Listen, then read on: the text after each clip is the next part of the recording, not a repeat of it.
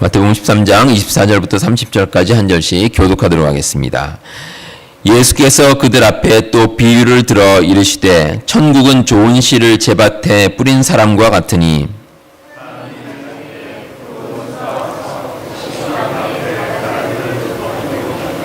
싹이 나고 결실할 때에 가라지도 보이거늘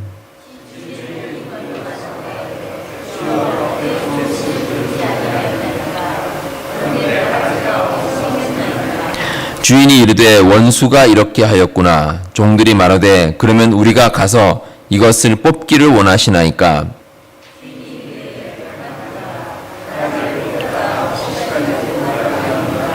함께 보시겠습니다. 둘 다 추수 때까지 함께 자라게 두라. 추수 때에 내가 추수꾼들에게 말하기를 가라지는 먼저 거두어 불사르게 단으로 묶고 곡식은 모아 내 곡간에 넣으라 하리라. 아멘. 네, 오늘은 제가 설교하기에 앞서서 우리 여러분들 옆에 계신 분들을 한번 보시면서 한번 그 생각을 한번 해보시기 바랍니다. 자, 옆에 계신 분이 천국에 들어가실 것 같습니까? 예. 너무 쉬운 질문이었나요? 저는 여기 계신 모든 분들이 다 함께 천국에 가게 되기를 바랍니다. 제가 가진 소망이 그렇습니다. 자, 그런데 그건 아무도 모르는 일입니다. 예, 정말 아무도 모릅니다. 그래서 저도 장담을 할 수는 없습니다. 함께 교회에서 신앙생활을 하는 교인들이 과연 모두가 천국에 갈 수 있을까? 이 질문은 초대교회가 세워진 이후로부터 아주 오랜 역사를 가진 질문입니다.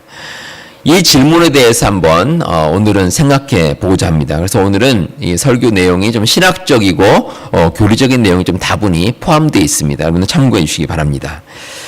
그 초대교회 신학자 가운데 어거스틴이란 분이 있습니다. 어거스틴. 혹시 여러분들 뭐 들어보셨을지 모르겠는데 이 고대 기독교 신학에 있어서 토대를 마련한 분이 이 어거스틴이라는 분입니다.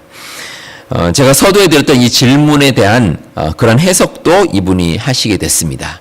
근데 그 배경이 있습니다. 4세기 초에 이제 로마가 다스릴 때였는데 로마 황제 가운데 디오클레티아누스라는 황제가 있습니다. 이 황제가 기독교를 믿는, 그러니까 예수님 믿는 사람들을 정말 심하게 박해를 했습니다.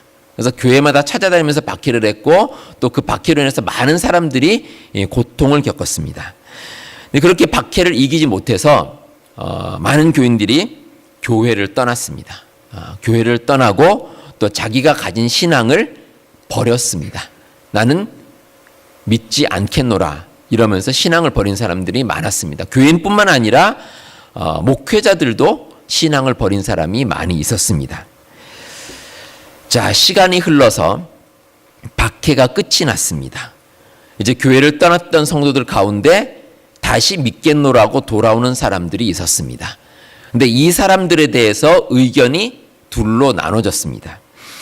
당시 카르타고의 주교였던 이 도나투스라는 사람이 있습니다. 근데 이 사람이 뭐라고 했냐면 교회는 신앙을 버린 사람이 올 곳이 아니다.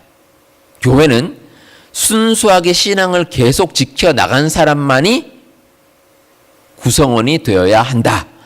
이렇게 주장을 했습니다. 그래서 다시 교회로 오는 사람을 우리는 받아주지 말아야 한다. 이게 도나투스라는 사람의 주장이었습니다.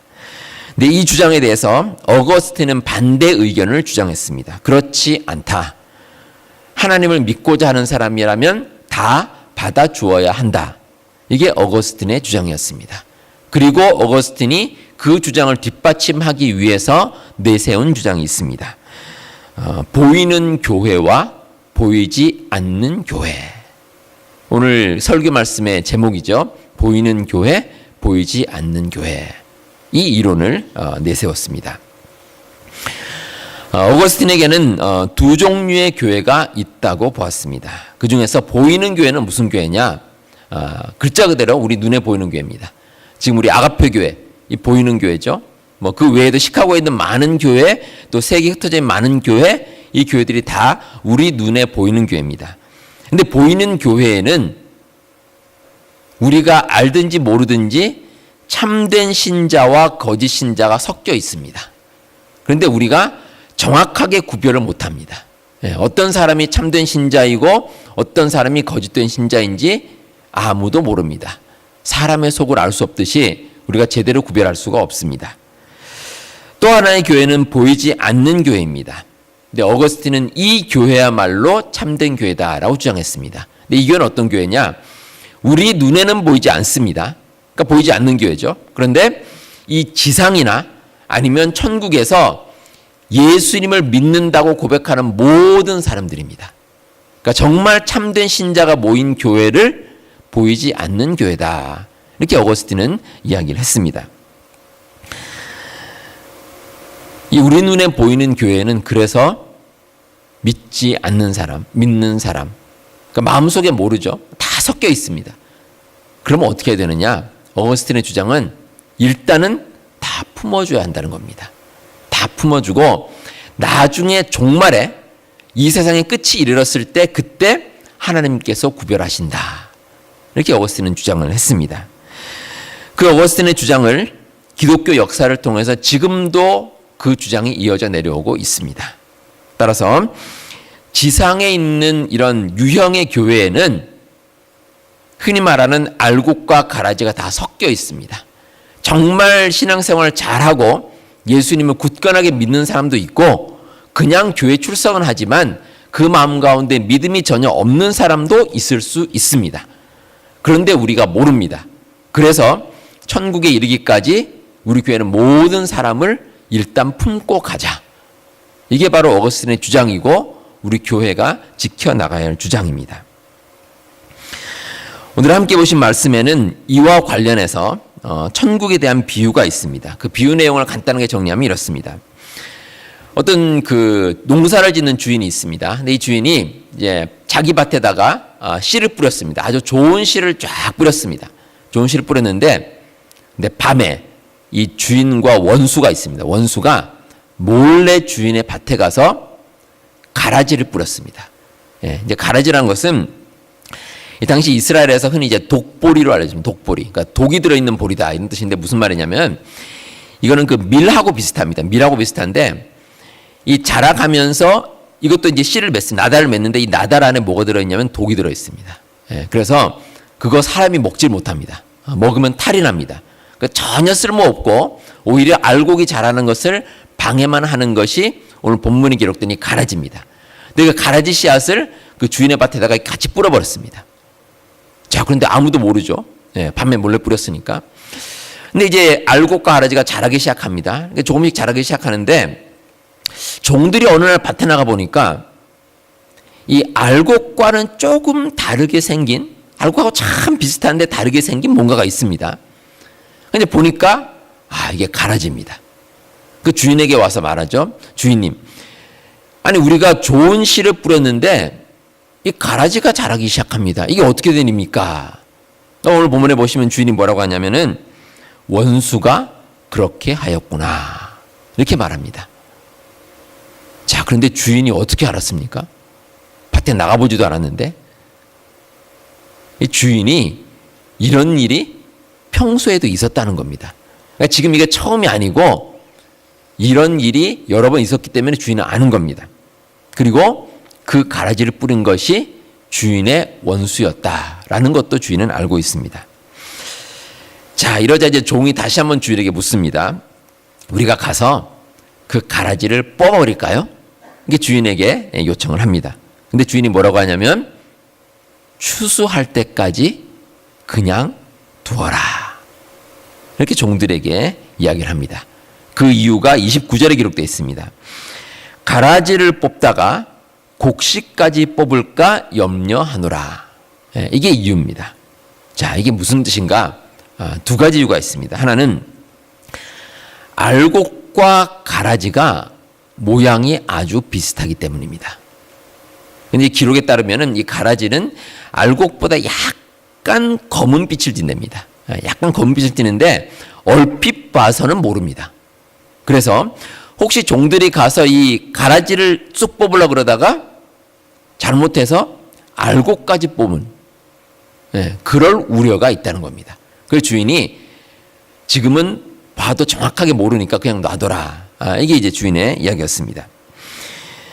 또 하나는 이 알곡과 가라지가 뿌리로부터 약간 얽혀 있습니다. 이게 무슨 말이냐면 그 알곡과 가라지 뿌리는 다릅니다. 뿌리는 다른데 이게 이제 자라가면서 이게 서로 얽히는 겁니다. 얽히기 때문에 이 분명히 가라지라고 보고 쑥 뽑았는데 이게 얽혀 있어서 알곡까지 같이 뽑히는 겁니다. 이렇게 되는 경우가 있다는 겁니다. 그래서 주인이 뽑지 말아라. 왜 그러냐면 그렇게 뽑을 경우에 이 추수 때가 되면 괜찮은데 지금 알곡이 뽑혀버리면 그 알곡은 아무 쓸모가 없어집니다. 그래서 추수 때까지 그냥 놔두어라. 이게 주인의 명령이었습니다. 자, 추수 때가 되면은 상관없습니다. 자, 추수가 되면은 이제 뭐 알곡이나 가라지나 다 뽑습니다. 다 뽑아 추수를 하는데 그때는 이제 알곡과 가라지를 딱 나눠가지고 가라지는 불사르고 알곡은 탈곡을 해서 곡간에 거두고 뭐 이렇게 하면 되기 때문에 그래서 주인이 이제 추수 때까지는 그대로 두라. 이게 이제 주인의 말이었습니다. 자, 이 비유를 통해서 하나님께서 우리 교회와 또 우리가 천국이 무엇인가 여기에 대해서 두 가지 주시는 말씀이 있습니다. 첫 번째는 우리 하나님께서는 좋은 씨앗만 뿌리시고 모든 사람이 구원에 이르기를 원하신다. 이게 첫 번째 교훈의 말씀입니다. 오늘 말씀 24절에서 천국은 좋은 씨를 제밭에 뿌린 사람과 같다라고 기록이 되어 있습니다. 그 주인은 나쁜 씨를 뿌리지 않았습니다. 좋은 씨를 자기 밭에 뿌렸습니다. 근데 그게 주인의 마음입니다. 그 주인의 마음이 하나님의 마음입니다. 우리에게 대해서도 똑같습니다. 하나님께서 여러분들을 보실 때 정말 귀하게 보십니다. 여러분들을 사랑의 마음으로 보십니다. 하나님께서는 정말 여러분들을 존귀한 존재로 여기실 줄로 믿습니다. 자, 하나님께서 여러분들을 왜 그렇게 다 귀하게 보시겠습니까? 우리 여러분들이 하나님의 형상으로 만들어진 존재이기 때문입니다. 그래서 그렇습니다. 그러니까 하나님께서 우리 인간을 만드실 때 하나님의 성품과 하나님의 모양과 하나님의 모든 모습을 닮아서 만들어 주셨습니다. 그래서 여러분들은 하나님과 똑같은 형상입니다. 그래서 하나님께서 여러분들을 귀하게 여기십니다. 저희 애들이 있는데 제가 가끔 저희 애들을 보면 깜짝깜짝 놀랄 때가 있습니다. 너무 닮아서 그렇습니다. 저희 애들 보면은 뭐 생김새도 그렇지만 하는 행동이 저하고 똑같을 때가 있습니다. 그러면 깜짝깜짝 놀랍니다. 근데 그러면서도 좋습니다. 우리 애들이 나를 닮았구나 하면서 기분이 좋을 때가 있습니다. 하나님께서 여러분들을 보실 때도 마찬가지입니다. 여러분들이 너무나 하나님의 형상과 닮았고 그래서 귀하게 보십니다. 근데 여러분, 우리가 하나님의 형상대로 살아가지만 때로는 우리가 잘못하고 실수를 저지를 때가 있습니다. 그런데 하나님께서는 그럼에도 여러분들을 품어주십니다. 참고 기다리십니다. 우리가 그릇된 모습을 보이더라도 참고 기다리시는 이유가 있습니다. 베드로후서 3장 9절에 이런 말씀이 있습니다. 주의 약속은 어떤 이들이 더디다고 생각하는 것 같이 더딘 것이 아니라 오직 주께서는 너희를 대하여 오래 참으사 아무도 멸망하지 아니하고 다 회개하기에 이르기를 원하시느니라. 이게 하나님의 뜻입니다. 지금 알곡과 가라지가 섞여 있습니다. 그런데 뭐가 알곡이고 뭐가 가라지인지 아무도 모릅니다. 근데 하나님께서는 기다리신다는 겁니다. 기다리시고 참으시고 이게 하나님의 마음입니다. 이 마음은 우리도 품어야 할 마음입니다. 우리도 똑같습니다. 우리 여러분들 우리 교회에서 신앙생활 하실 때 혹시 이제 옆에 계신 분들 여러분들 보시면은 어떤 생각을 품으실지 제가 모르겠습니다. 근데 여러분들 마음 가운데 아마 그런 생각이 있을 겁니다.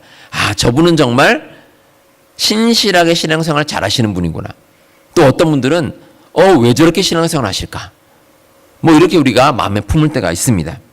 하지만 우리는 알 수가 없습니다. 우리는 모릅니다. 지금 봤을 때 신앙이 좋은 사람이지만 나중에 신앙을 버릴 수도 있습니다. 반대로 지금은 신앙이 엉망이지만 나중에 정말 신실한 신앙인이 될 수도 있습니다. 그건 우리가 알 수가 없습니다. 그래서 기다려야 한다는 것입니다. 제가 청년 시절에 그 교회 중등부 교사로 봉사를 한 적이 있습니다. 그때 잊지 못할 그 중등부 학생이 하나가 있습니다. 이 학생이 그 교회에서 그 소위 말하는 그 말썽꾸러기로 아주 소문난 학생입니다. 근데 참 대단합니다. 그 유년부 때부터 말썽을 부르기 시작했는데 이 중등부에 올라와서도 계속해서 말썽을 부렸습니다. 근데 참 제가 그 학생을 보면서 느낀 생각은 참 정말 말썽 부리는 은사가 있는 녀석이구나. 그런 생각을 할 정도였습니다. 그러니까 어쩌면 그렇게 말썽 부릴 일만 골라서 찾아내는지 모릅니다. 그리고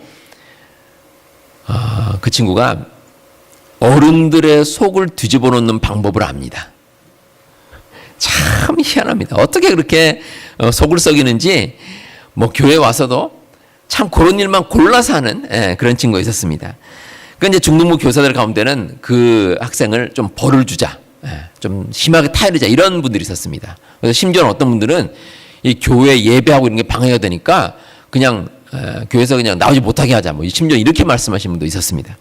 근데 이제 당시 중등부에서 이제 교사들이나 우리 그 뭐 전사님이나 내린 결론이 뭐였냐면 우리가 한번 참고 기다려보자.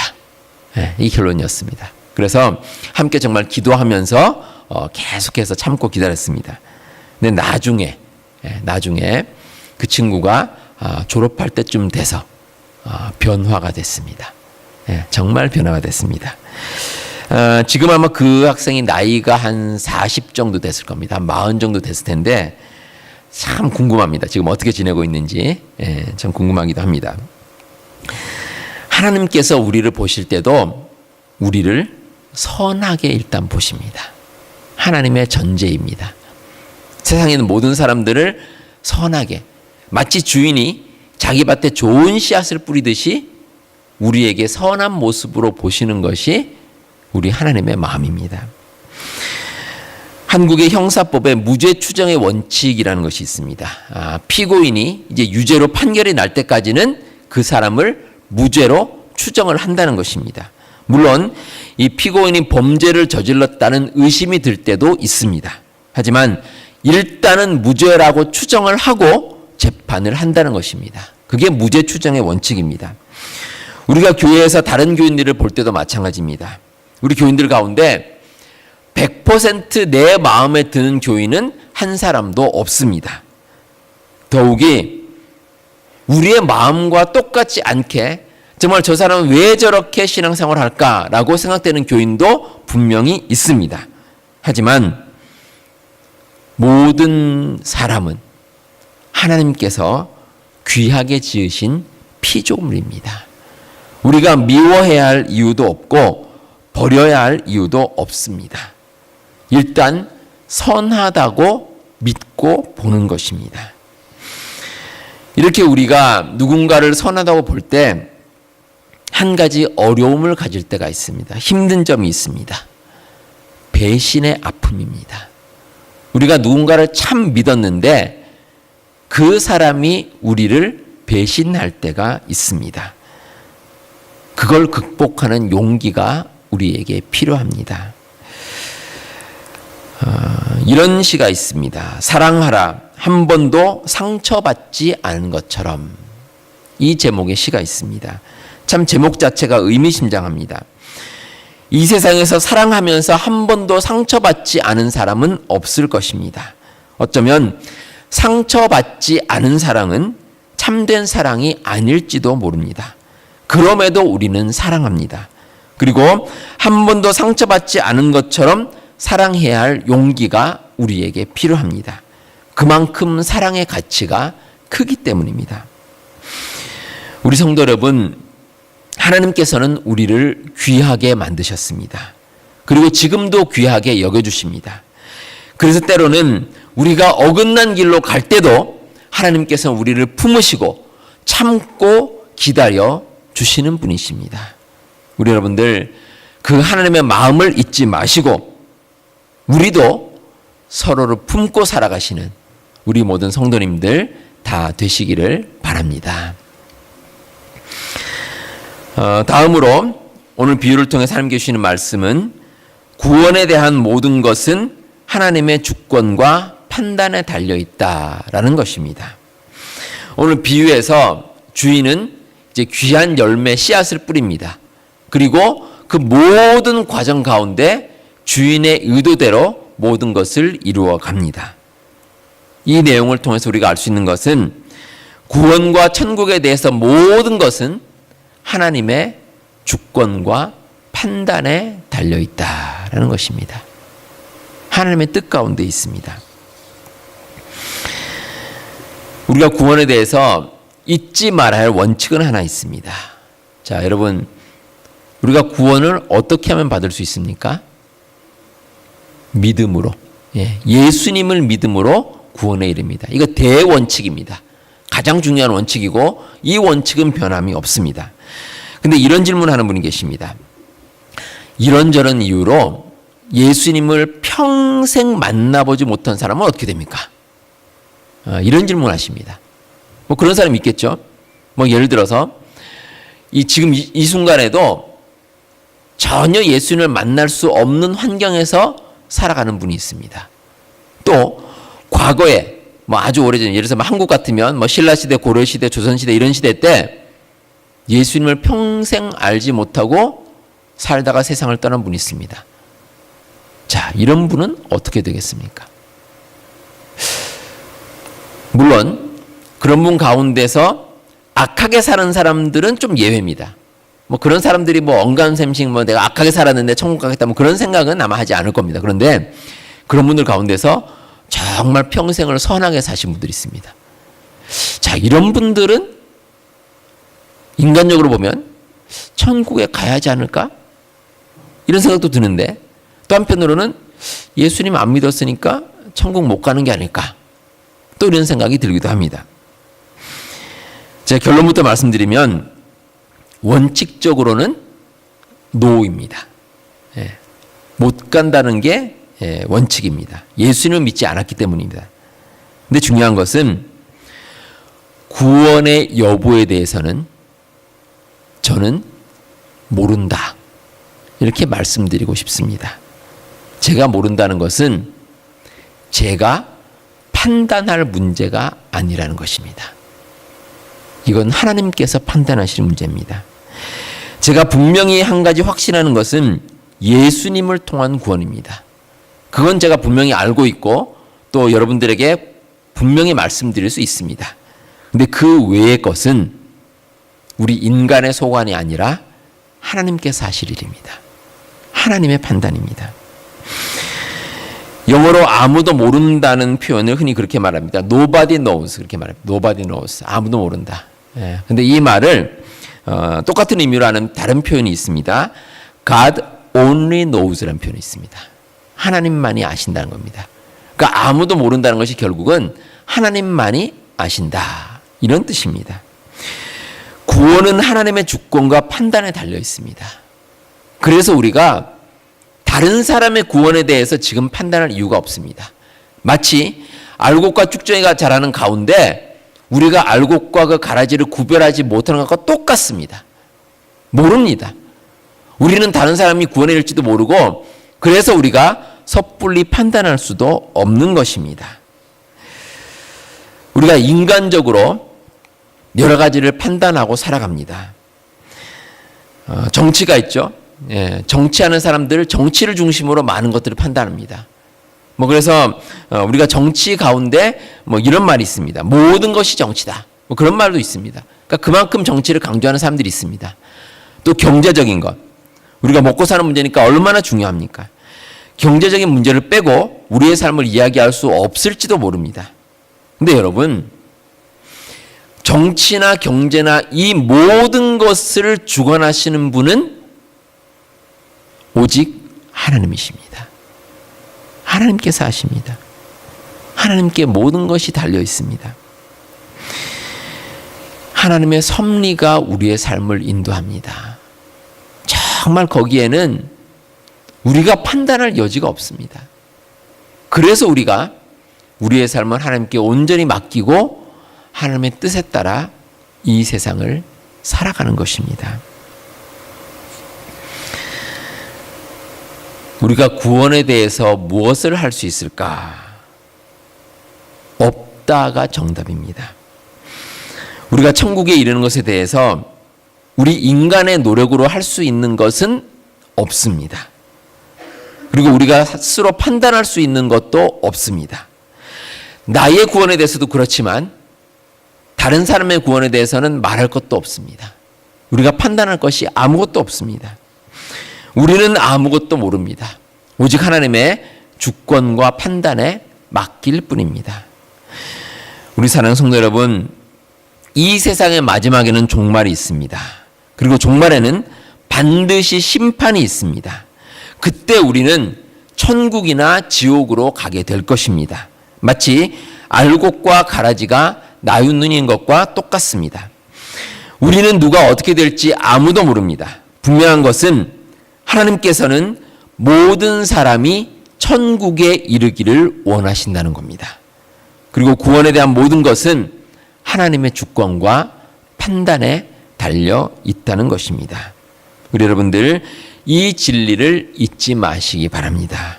우리가 살아가면서 여러 가지 일들이 있고 여러 가지 생각이 있지만 온전히 하나님께 우리의 모든 삶을 맡겨드리고 승리하며 살아가시는 우리 모든 성도님들 다 되시기를 바랍니다. 기도하겠습니다.